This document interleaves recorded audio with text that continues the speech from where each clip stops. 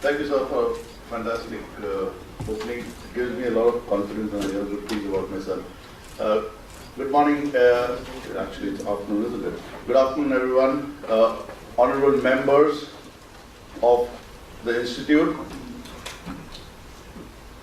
fellow board members, voluntary service providers to the Institute, full members, associates, delegates, ladies and gentlemen, thank you very much for being here. I'm going to keep my presentation as exciting as possible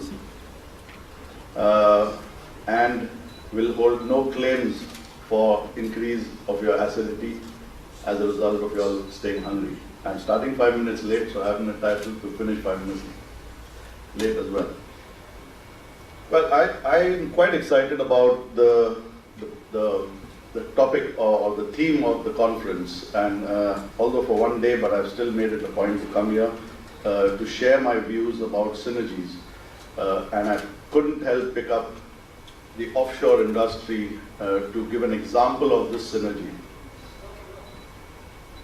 Simply because, as it was introduced by Srini, I have understood this synergy a bit too late. I wish I had a bit more understanding of this or potential of this. While I was sailing, I would have easily gone to DP vessels and done my dirtying of the hands, so to say. I still dirty them as a surveyor. But over the last few years, I've realized that there is a huge vacuum of marine expertise in the drilling industry, in the oil and gas industry. They are all used to bringing a rig, having it next to the jacket and starting to drill.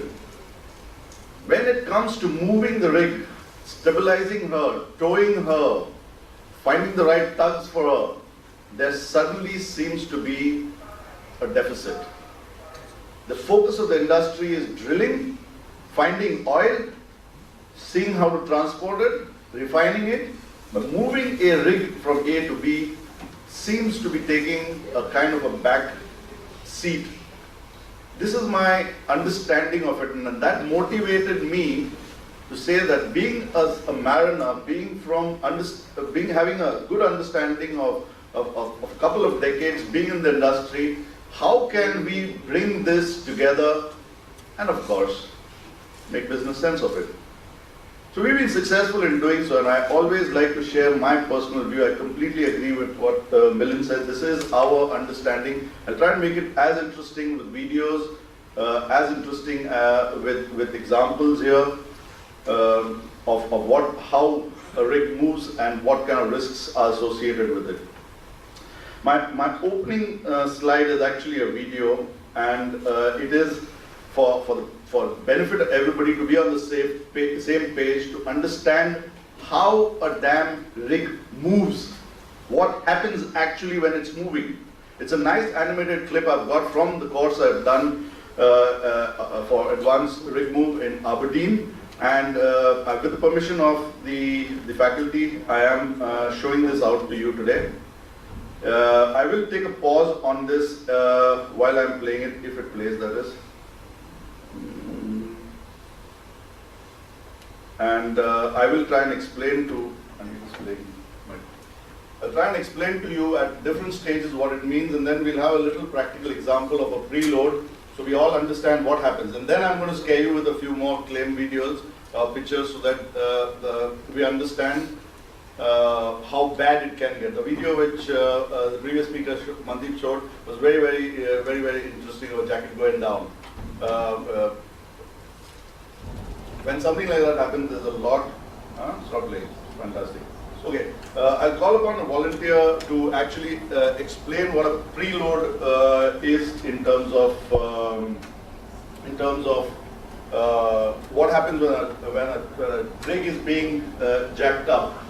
As an example of, I'll be keeping on saying preload, and I'll be giving an example of punch through. So can I request Sujit to please come up here with the chair, if you may please, to explain what a preload is. Imagine Sujit himself being a rig and his legs being the legs of the rig. So he'd be coming to the jacket, and he'll be positioning himself. If you can just sit down on it, Sujit. That's him at water level right now with his legs having a small touchdown. It's called pin down in the offshore terminology. And if he slowly picks himself up on his legs, that's him taking preload. And the gap between his backside and the chair is the air gap that you talk about. Now him having taken load on his legs on firm ground like this is the ideal situation that one, thank you Sujit, that's it. That's the ideal situation you would want to be. We'll call you back for a punch through later. So that's him taking a preload of himself as an example of a rig onto him. So if it is done the way Sujit has done, and the stage being a good, hard, well analyzed soil and penetrations worked out, would be the ideal situation you want. There will be an air gap, it will be coming close to the jacket, and they will continue drilling, and the rig will stay there for a few months at least. And the next time you'll need this happening is again after. There's nobody who's got marine expertise anymore once she's coming alongside, because the rig move master comes in, the tow master, the warranty guys come in, everybody comes in and out they go. After that there are hardcore riggers, there are people who understand drilling and rigging. So I've got my slides all over in terms of video, so you're not going to get the scary videos. Let me start off the presentation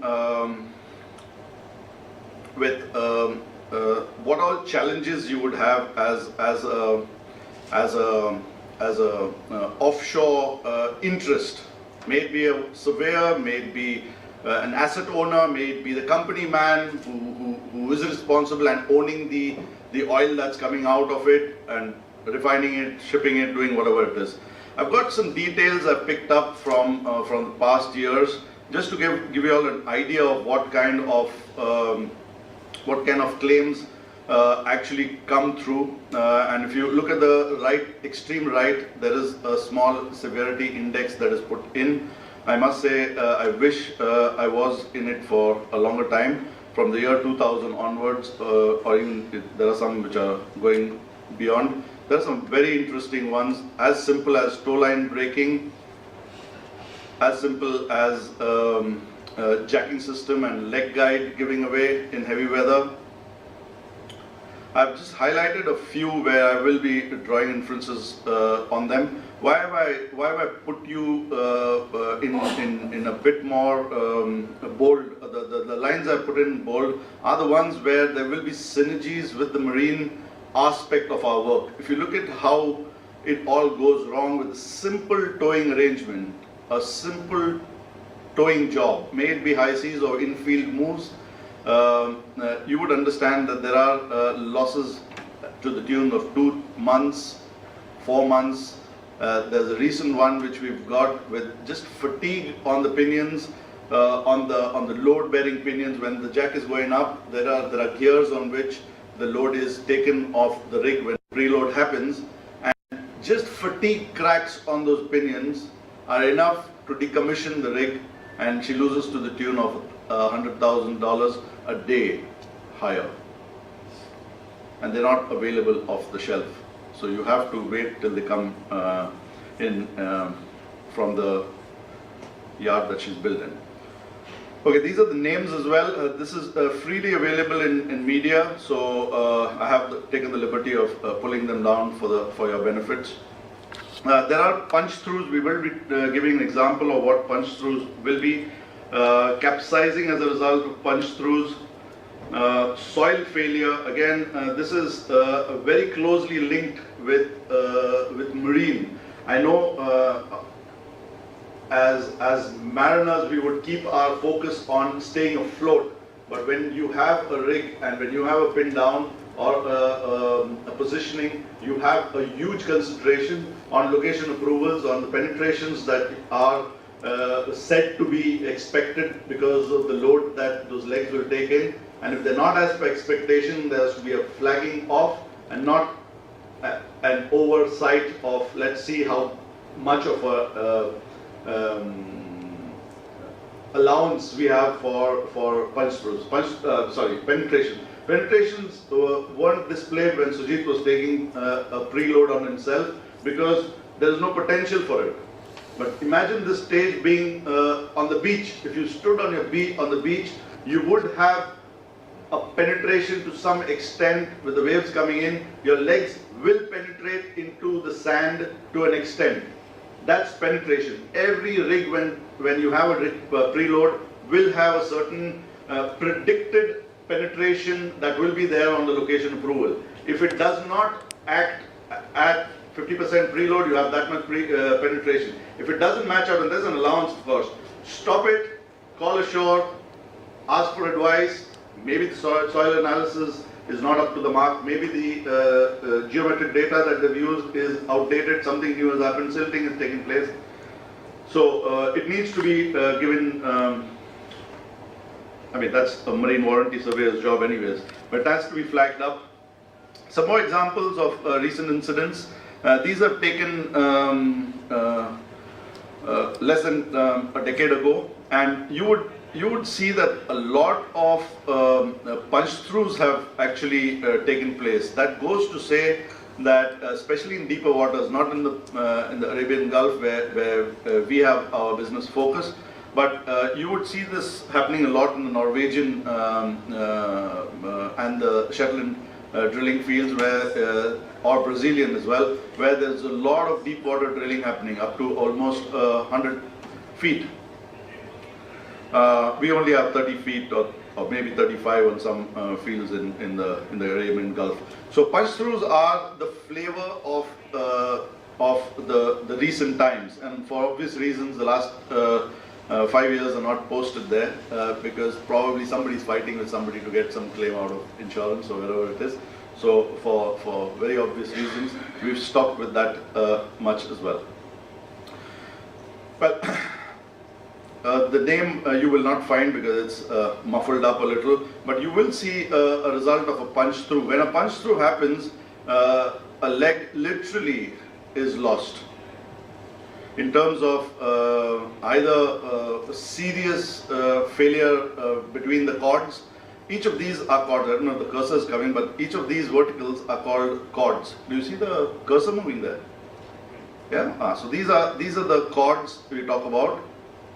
And each of these cords are joined by webbings, and they come under tremendous pressure. And even if a failure on one is enough for you to stop taking a preload and get on with getting help from ashore. So that's an example of a punch through. I'll again call upon Sujit and ask him to demonstrate a punch through, and this time I'll put him dangerously close to the edge there. Sujit. Now going to demonstrate to you a punch through with one of his legs being on what can be inferred upon as a soft terrain, a softer soil than the hard surface. When you have your 3 or 4 legs pinned down and a preload being taken, yeah, you need to be. So he's gonna have one of his legs on the cardboard, and he's gonna again do a preload. And this is exactly what the legs go through when you have uneven density. It is calculated. It is expected that one leg penetration will be faster than the other. But when a punch through happens, it just happens very subtly. Now, if Sujit may take his preload once again, and we are now taking load, and that's him having that's a punch through. He's just gone through a punch through, and the rig will not balance itself like this. It will probably go down like the jacket would go down. Thank you very much, Sujit. That was fantastic. So that's him. That's 2 of his legs, but you could have that with even one partial punch through is enough to decommission the rig, have a loss of hire claim in probably millions, have a repair cost going in millions, and that could be just by the way as a normal thing that could happen. You can do only so much as a prediction. You can only have that much as a soil analysis, but a punch through could just mean that a softer layer has come through. You could also have a punch through if you are having a previous footprint and one of your legs is sinking into another previous footprint, whereas the other two are not. So you would have an uneven penetration and a sudden uneven penetration, and that's enough for your punch through to go all over the place. Some more examples of a punch through on a ball leg. Anybody can see what is wrong with this one? The leg seems perfectly vertically up, but what could you say is wrong with this? Anyone from the audience with a keen surveyor's eye? Proximity to the jacket. Huh? Sorry? Proximity to the jacket. Proximity to the jacket, yes, but there is, you see how close the proximity to the jacket is. She made contact, fantastic. So she has, when you say the bow leg, she has come scaringly close, but also the deck is actually very close to being submerged. She's just sat down into the water. So you have a certain freeboard, but when you have a preload, you suddenly take on water, and you can see a life raft out there as well. Is it put in, so they do not know how much more it will continue to go down. So sometimes things happen. You will take precautions, but it will not be always that you will be able to avoid it. Now let me explain to you the technical term of what a punch through is said to be. It's a very generic term. It's very loosely applied. Punch throughs, like I said, are very, very vast and very varied causations to punch through. But the technical meaning is significant vertical footing displacements are observed over a relatively short period of time. What Sujit had is a sudden penetration of his leg, and during this differential off-footing penetration, there is a sudden and drastic loss of stability. You have to understand, like a ship, a rig also has stability calculated. It also has a certain stability criteria. And like a ship comes on blocks in dry dock, you can infer a rig coming out of water like a ship is resting on blocks, and the loss of stability is similar to a ship when a rig is taking a preload. And when suddenly one side is going down, there is a devastating effect on that. There's a bit more written there. I wouldn't read through it, but if you understand punch throughs, you will understand probably the most important causation, which is very different to what you normally would imagine in your marine aspect of it on shore. Towing lines breaking, we've heard of, we've seen them on tugs and barges, but this aspect of a claim in terms of offshore industry it fascinated me when it was talked about in the courses that I did. That's another example that happened in the Persian Gulf. 3 legs broke off as a result of punch through. You can see 2 guys standing at the helipad, hoping and praying that the chopper will come in time. I don't know whether they had permission to be there or not, but that is a general tendency of people wanting to get off when you start seeing crackings and legs falling apart. Now, the next aspect of a major claim is rack face difference, RPDs they're called. Now, going back to those chords which I showed, these are the chords. The third one is behind there. It's not displayed. Let me make this a little more visible. Well, here's an example of RPD. You will most often see a leg having to slide into a previous footprint. So here's an example of that happening. But you would appreciate that the pressure that this leg has with this wall of soil here. This is the previous footprint of a previous rig that she's sitting into. But you would say that there are forces which are going there and harder forces coming here because there's denser soil here and there's a hollow there. So on the left of the left side or the left chord, the chords are usually marked A, B, and C. You would find more stress than the other one. If you imagine these being 3 chords and it sitting into a previous footprint, this would happen to it because the rig will continue taking preload. So you would have this chord being pushed upwards. As a result, if you see here, you have a slight curvature of the leg, and that's enough to cause cracks, deformations, and the rack phase differences are measured as the rig is taking a preload. It is basically the difference, the difference is measured by either a template which is put on the gears and seeing how much it is from the bottom of or the deck of the rig. There is a common area between the 3 rigs that are 3 legs that are being calculated at all times, and chord A, chord B, and chord C. If there is a difference in how fast they're coming up, because if this chord is being pushed harder, it will try to come up faster than the other 2 chords. So in other words, the leg will be coming up skewed upwards. And that's your rack phase difference. One leg, 3 chords coming up skewed, it will continue to go up like this, and you would have a leg which will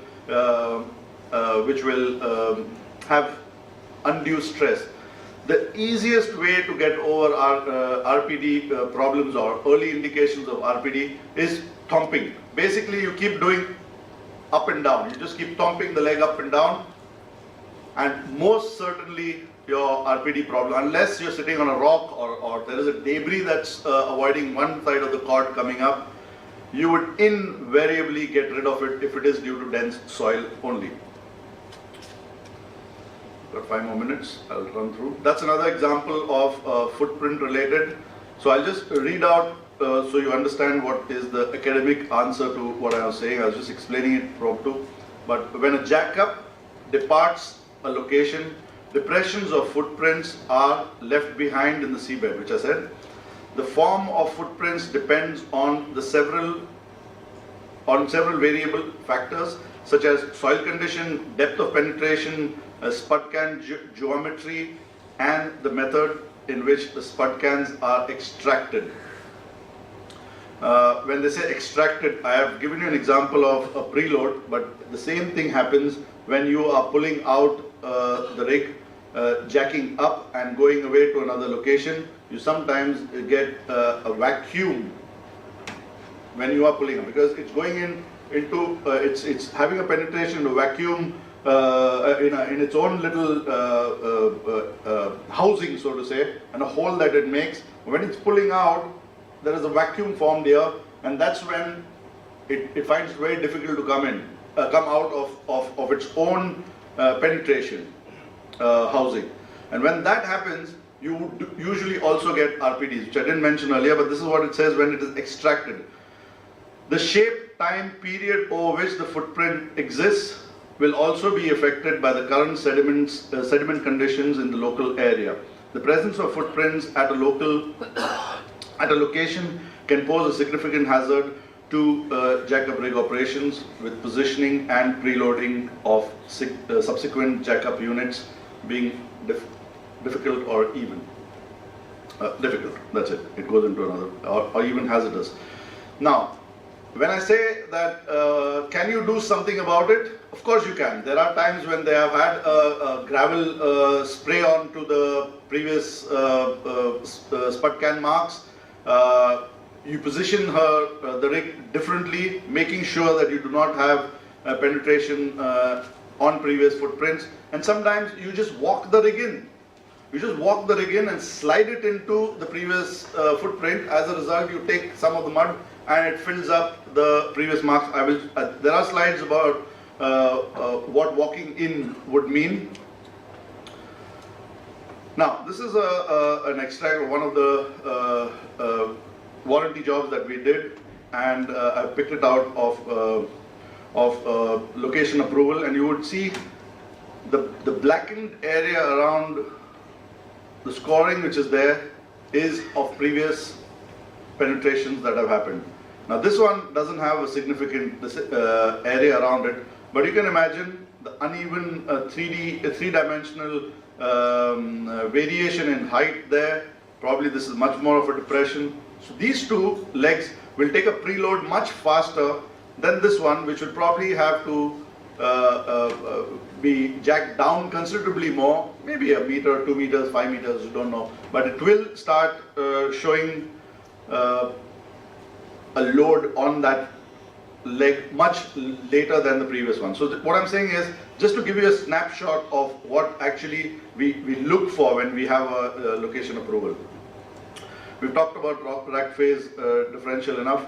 Here are some more photographs. These are the webbings I talked about, the cords which are there. And if you see a small crack or an uneven joinery here, you can see the continuity here is missing, and that's enough for you to flag a no-show for continuing to drill or jack up. And from the color of the hull, you can make out this is not a fly-by-night operator. It is a significantly well established and a well known company rig, and it could happen to anybody.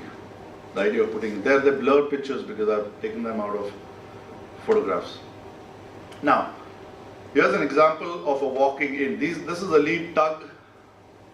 Those are the two side tugs which actually will pull the rig in, and most often you would have, if the bow leg, that's a bow leg, is not pinned down, but just about a few meters above the seabed, you'd have both of these literally thumping their way on to the jacket. That's your jacket there. They literally bring the rig, or we will, as a rig mover, literally bring the rig in a thumping motion, much like, or sometimes even just slide in. So that's a very, very common way of, and a very considered to be a very safe way of bringing. Not many asset owners, not many rig owners like rig movers who do that, for obvious reason. It has its own problems. It has its own problems with the spud cans. Spud cans are they're conical cans at the bottom of every leg of the rig, which helps in penetration. It's just like a shoe heel. It digs deeper if it is touching down. So I'll just quickly run the next 3-4 slides so you get an idea of how the rig is walking in. And that's her in position. Okay, so it's literally doing that and coming in. I'll run it again. Oh. Okay, there you go.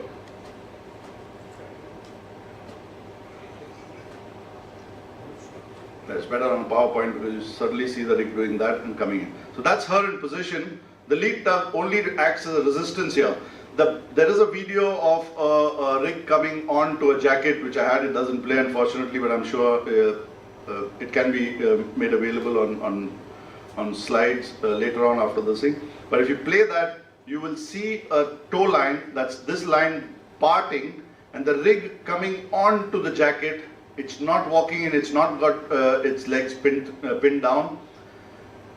The mistake the rig mover has done, I was going to put this question across, especially to Mandeep. One look at it, he would say that the rig mover is got it desperately wrong with the currents. The currents were coming on to the jacket. When you are moving rigs, you should always go against the current. It is the ABC of rig moving. So this guy wanted to move her, probably under commercial pressures or trying to overcome the weather window, and he moved the rig away. The tow line parted. She couldn't take the stress of, or whatever reason, it had no business parting anyways.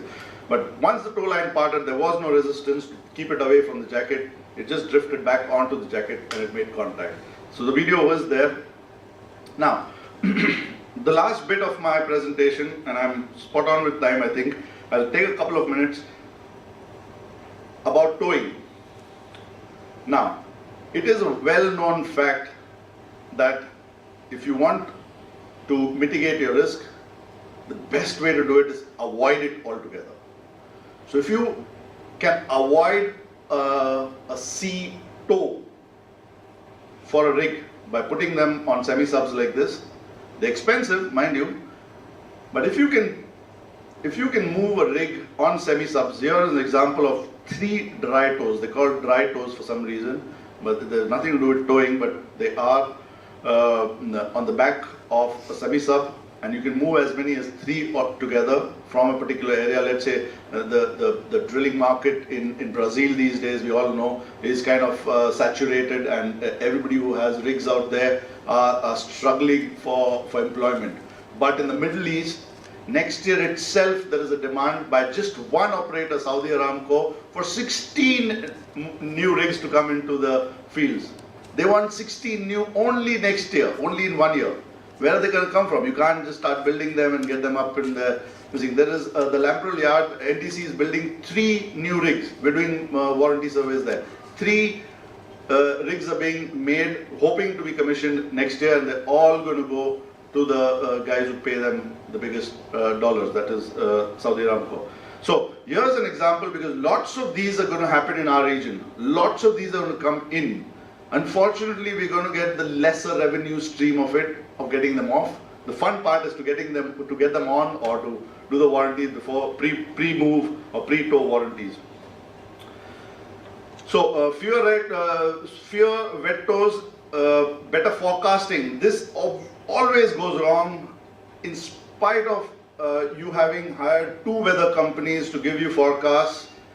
Sometimes I've had some of our Japanese clients have 3 weather companies giving you feeds on the weather window, and we hope at least 2 will synergize. Unfortunately, all 3 tell you different dates and different timings of when the weather is going to get better. So you can't really take a chance. You can see the weather getting better, but you can't make a move until you're absolutely sure that all 3 have said okay, because there'll be a question there. Anyway, as warranty. But weather forecasting is a big problem. You go back to the weather company and they'll say garbage in, garbage out. The people who are giving us situation reports, or the company there are mostly government stations who give out the wave data comes in from Boise. It is usually corrupted, or there is a small error. Even if you're looking at the sea and saying it's BF4 or BF5, even with that 1 BF, you would get a difference in how you can predict it. So there are very set criteria for good weather to move a rig. Early evacuation is purely for loss of life. When you have a rig going down, you have to be lightning speed to get into your lifeboats or your life rafts and get off that rig, just in case she continues going down the way Mandeep showed in the jacket that went down. And lastly, thank you very much for an extremely patient listen. I hope a little demonstration by Sujit will at least stay at the back of your head, if not the videos. And I'm sorry the videos didn't play. Any questions, please?